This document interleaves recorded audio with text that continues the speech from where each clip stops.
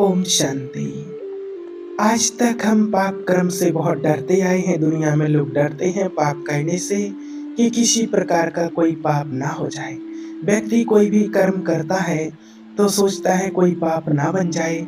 दुनिया में कुछ भी करता है तो ये डर रहता है और आज तक लोगों को बताते भी आए हैं कि अपने जीवन में कोई ऐसा कर्म नहीं करना जो पाप बन जाए। किसी को दुःख नहीं देना, किसी को सताना नहीं, किसी न किसी प्रकार से हमारे ऊपर पाप का बोझा ना चढ़े। और सभी बताते भी हैं, समझाते भी हैं कि कोई ऐसा कर्म नहीं करना जिससे पाप हो जाए। तो पाप कर्म के बारे में तो बहुत तरह-तरह से लोगों ने समझाया है, बताया है कि कौन-कौन से कर्मों से पाप कर्म होता है और पाप कर्मों का बोझा कैसे हमारे सिर चढ़ता है। इसके लिए बहुत वेद शास्त्रों में भी बताया गया है कि क्या करने से पाप होता है। तो पाप के बारे में तो लोगों ने हमें बहुत बताया है, लेकिन आज तक किसी ने ये नहीं बताया है कि पाप से भी बड़ा क्या होता है, पाप का बाप। और पाप का बाप कौन होता है? तो आइए आज जानते हैं कि पाप का बाप कौन होता है। तो इसको हम एक दृष्टांत के माध्यम से समझते हैं। आइए, एक पंडित जी थे, काशी से पढ़ कर के आए। घर आए तो उनके पिताजी ने पूछा कि बेटा, पाप का बाप कौन होता है? पाप का बाप कौन है? क्योंकि वो विद्या पढ़ कर के आए थे और उन्होंने कहा अपने पिताजी से कि पिताजी, हमने सभी श्लोक कंठ कर लिए हैं। आप कहीं से भी कोई भी श्लोक पूछ लीजिए और हम बता देंगे कि उसके आगे का श्लोक क्या है। आप कहीं से भी पूछ लीजिए। तो फिर वो उनके पिता ने कहा कि वो तो हम बाद में पूछेंगे, हमारे एक सवाल का जवाब दे दीजिए तो हम समझ जाएँगे कि आपने सारी विद्या अर्जित कर ली है, सारे श्लोक शास्त्र कंठ कर लिए हैं। बोलिए क्या है पिताजी? बच्चे ने कहा। तो वो कहने लगे ब्राह्मण कि ये बताओ कि पाप का बाप कौन है? तो वो ब्राह्मण बालक ने पूरे वेद पुराण उलट-पलट लिए, सब कुछ शास्त्र उन्होंने उलट-पलट लिए, लेकिन कहीं उन्हें पाप के बाप का नाम नहीं मिला। पिता ने कहा, जा अभी और पढ़ कर के आ, अभी तुम्हारी पढ़ाई पूरी नहीं हुई। मेरे प्रश्न का उत्तर नहीं दिया, यानी कि अभी तुम्हारी पढ़ाई पूरी नहीं हुई। और उल्टे पाँव फिर बाप ने जैसे बेटा आया था वैसे ही वापस लौटा दिया। काशी की तरफ फिर चला। बड़े-बड़े विद्वानों से पूछा, भैया बताओ पाप का बाप कौन है? ये कौन से ग्रंथ में मिलेगा? कहाँ लिखा है कि पाप का बाप कौन होता है? मैंने तो आज तक कहीं नहीं पढ़ा, ना मुझे किसी गुरुजी ने मुझे आज तक पढ़ाया है। बड़े-बड़े ज्ञानी, योगी, ध्यानियों के पास गया, पर कोई जवाब ना दे सका कि पाप का बाप कौन है। वो बालक थक गया सभी जगह चक्कर काटते-काटते। अब वो एक गाँव से होकर के जा रहा था। उसे फिर उस गाँव में एक सुंदर सा घर दिखा और उस गाँव के घर के दरवाजे पर पहुँचा। वो सुंदर सा घर था और वो कहता है, भैया पानी, पानी मिलेगा क्या? तो अंदर से एक सुंदर सी महिला सज-धज करके, श्रृंगार करके पानी चांदी के गिलास में लेकर के आई।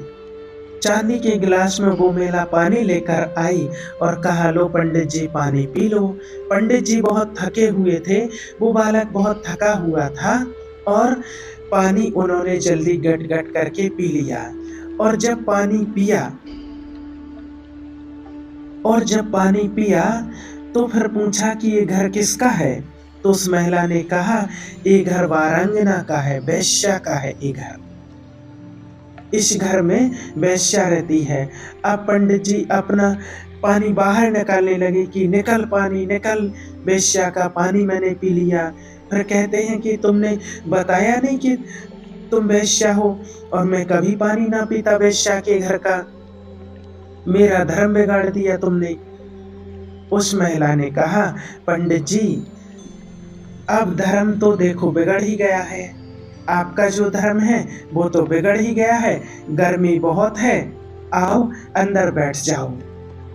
पंडित जी कहने लगे, चले थे पाप के बाप को ढूंढने और एक पाप और हो गया है। वेश्या ने सुन लिया पंडित जी का ये सवाल कि क्या कहना चाहते हैं।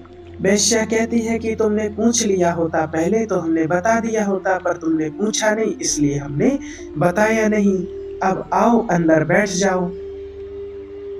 आपने पानी पीने के बाद पूछा तो मैंने बता दिया, हमारा धर्म था। आपने पानी मांगा तो मैंने पानी पिला दिया। गर्मी बहुत है, कहीं छाया नहीं है, आओ और थोड़ी देर बैठ जाओ। पंडित जी बोले, चलो ठीक है बैठ जाते हैं, पर हमें प्रायश्चित करना पड़ेगा, गंगा में स्नान करने जाना पड़ेगा, डुबकी लगानी पड़ेगी, तब तुम्हारे पानी का प्रायश्चित करूंगा तो पाप धुलेगा। पंडित जी बैठ जाते हैं और वेश्या अंदर गई और अंदर से लड्डू लेकर के आई और पंडित जी से कहती है, पानी तो पी ही लिया है, बैठे ही हो, भूख लगी ही होगी, जरा 2-4 लड्डू खा लो। पंडित जी बोले, राम राम राम, तुझ वेश्या के हाथ का हम लड्डू खाएंगे? तेरे हाथ का? तुमने ऐसा सोच कैसे लिया कि हम तुम्हारे हाथ का लड्डू खाएंगे? उस वेश्या ने एक सोने का सिक्का रख दिया और बोली, अच्छा एक काम करो, एक लड्डू खाओ और एक सिक्का देंगे। जब आप पानी पी ही चुके हैं और पानी का प्रायश्चित करेंगे तो लगे हाथ उस लड्डू का भी कर लेना, क्योंकि प्रायश्चित तो आपको करना ही है। और ये जो सोने का सिक्का है ना, ये पैसा, ये आपके रास्ते में आपको बहुत काम करेगा। पर ये बताओ कि आप जा कहाँ रहे हो? तो वो कहते हैं, हम काशी जा रहे हैं। तो किस लिए काशी जा रहे हैं? बोले, हमें पाप के बाप का पता लगाना है कि पाप का बाप कौन है। वेश्या ने कहा, बस इस प्रश्न का उत्तर तो हम ही दे देंगे। उसे बड़ा आश्चर्य हुआ कि बड़े बड़े ज्ञानी तो बता नहीं सके कि पाप का बाप कौन है, और ये वेश्या कहती है कि हम उत्तर देंगे। वेश्या ने कहा, पहले लड्डू खाओ।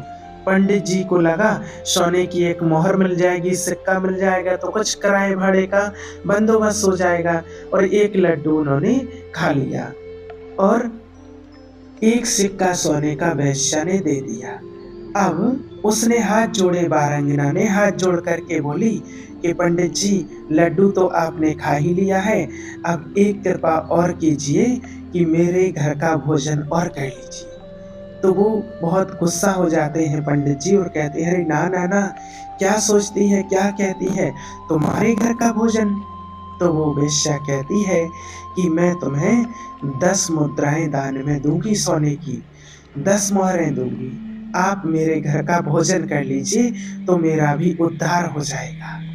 तो पंडित जी ने सोचा कि ठीक है, 10 मिल रही हैं। उसने कहा, आपको प्रायश्चित तो करना ही है, एक डुबकी लगानी है, जैसे 2 लगा लेना।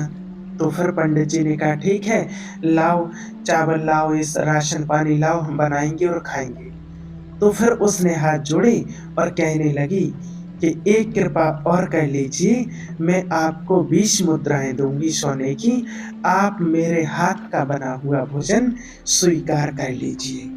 तो वो कहते हैं कि तुमने समझ क्या लिया है मुझे, मैं और तुम्हारे हाथ का भोजन, वेश्या के, वारंगना के हाथ का भोजन बना हुआ खाऊंगा? ऐसा पाप तो मैं कभी नहीं कर सकता हूँ। तो वो हाथ जोड़ती है, तो वो तैयार हो जाते हैं, क्योंकि उसने 20 मोहरें, 20 जो सिक्के सोने के देने को कहा। भोजन बनाया, वेश्या ने बड़ी सुंदर थाली सजा करके और पंडित जी के सामने ले आई। जैसे ही थाली सामने लाई और थाली रख करके और वो कहने लगी, पंडित जी एक कृपा और कीजिए, हाथ जोड़ करके बैठ गई कि एक निवाला मेरे हाथ से खा लीजिए, बस एक निवाला। तो वो कहने लगे, नहीं नहीं, तुमने क्या सोच रखा है, तुम वेश्या और तुम्हारे हाथ का भोजन और हम करेंगे, ऐसा तो कभी हो ही नहीं सकता है, इतना बड़ा पाप तो हम नहीं कर सकते हैं। तो वो फिर से हाथ जोड़ी और कहने लगी कि अगर आप मेरे हाथ से एक निवाला खाओगे तो मैं 50 मुद्राएँ दूँगी, 50 मोहरें सोने की आपको दान में दूँगी, दक्षिणा में दूँगी। बस एक निवाला मेरे हाथ से खा लीजिए। अब आपसे पाप तो हो ही गया है, पानी तो पी लिया है, लड्डू तो खा ही लिया है, अब एक और कर लीजिए।